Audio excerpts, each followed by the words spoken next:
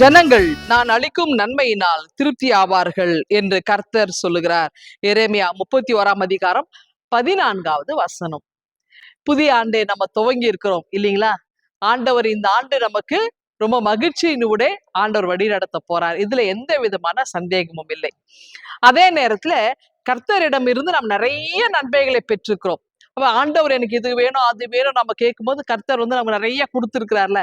ஆனா என்னைக்காவது ஆண்டவரை நீர் கொடுத்திருக்கிற ஆசி எனக்கு போதும், எனக்கு தேவையான உணவு உடை இருப்பிடம் இருக்கு, எனக்கு போதும் ஆண்டவரே, நம்ம என்னைக்காவது நம்ம ஜெபம் பண்றோமா? இல்ல தானே. நமக்கு இன்னும் ஆண்டவர் கொடுக்க கொடுக்க நம்ம அவர் கேட்டுட்டே இருக்கிறோம். அப்போ நம்ம வளரணும், நம்ம சந்ததிகள் வளரணும், நம்ம பிள்ளைங்க நம்ம குடும்பம் சந்தோஷமா இருக்கணும், இன்னும் நான் வளரணும் அப்படின்னு தான் நம்ம நினைக்கிறோம். பல நேரங்கள நமக்கு ஒரு திருப்தியற்ற வாழ்க்கையில தான் நம்ம வாழறோம். அதாவது போதும் என்கிற மனமே நமக்கு இல்ல. அப்ப ஆண்டவர் என்ன சொல்றாருன்னா, உனக்கு திருப்தி இல்லையா? நீ கவலைப்படாத. நான் கொடுக்கிற உனக்கு திருப்தியான வாழ்க்கைன்றார். எப்படின்னா, ஏன் இந்த மனிதனுக்கு இது ஒரு ஆசை வருதுன்னா, அதான் ஆண்டவரே நமக்கு தேவையான உணவு கிடைச்சப்போ எத்தனையோ பேர் உணவு இல்லாம இருக்கிறாங்க. நல்ல ஆடை உடுத்து இல்லாம இருக்கிறாங்க. ஆண்டவர் எனக்கு நல்ல ஆடை கொடுத்துருக்கிறீங்க. ஒருவேளை தங்கறதுக்கு வீட்டில் ஆண்டவர் எனக்கு ஒரு நல்ல ஒரு வீட்டை கொடுத்துருக்கீங்க. போதும் அப்படின்னு நம்ம நினைக்காருல. ஏன் காரணம் என்ன அப்படின்னா, நம்ம மற்றவர்களை பார்த்து நம்ம நொந்து போகிறோம். அவங்க நல்லா இருக்கிறாங்க, கர்த்தர் அவங்களுக்கு அவ்வளவு கொடுத்திருக்கிறார், ஆண்டவர் அவங்க வாழ்க்கையில எதை செஞ்சிருக்காரு அதை செஞ்சிருக்கிறாருன்னு சொல்லி பிறரை பார்த்து பார்த்து நாம என்ன செய்யறோம்னா, நாம அவங்கள விட மேல வரணும், அவங்களோட உயர்வான இடத்துக்கு வரணும் அப்படின்ற இதுலதான் நம்ம இந்த செல்வத்துக்கு அல்லது பணத்துக்கு அடிமைகளாக நாம மாறி போறோங்க. இந்த ஆசை பேராசையா வந்ததுனாலதான் நம்ம வாழ்க்கையில எது வந்தாலும் நமக்கு திருப்தியே கிடையாது. அப்போ இந்த பேராசையிலிருந்து நம்ம வெளியே வரணும்னா ஒரே வழி கடவுள் மட்டும்தான், அவருடைய இறைவார்த்தை மட்டும்தான். ஏன்னா இந்த பணத்தை படைத்தவர் கடவுள் அல்ல, செல்வங்களை கடவுள் படைக்கல.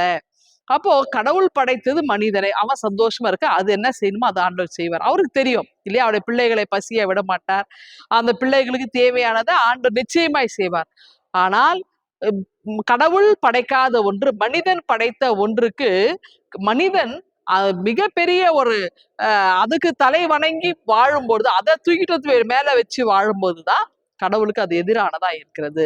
அப்ப ஆண்டவர் சொல்றார், நான் உனக்கு நன்மையானதை கொடுப்பேன். பல நேரத்துல நம்ம பெஸ்டா வேணும்னு நம்ம நினைக்கிறோம். நம்ம கேட்கறத விட ஆண்டவர் கையில விட்டுட்டா பாருங்க, அவர் கொடுக்கறது ரொம்ப ரொம்ப பெஸ்டா இருக்கும். நம்ம கொஞ்சமா கேட்போம், ஆண்டவர் உண்மையிலே ரொம்ப சிறப்பானது கொடுப்பார்.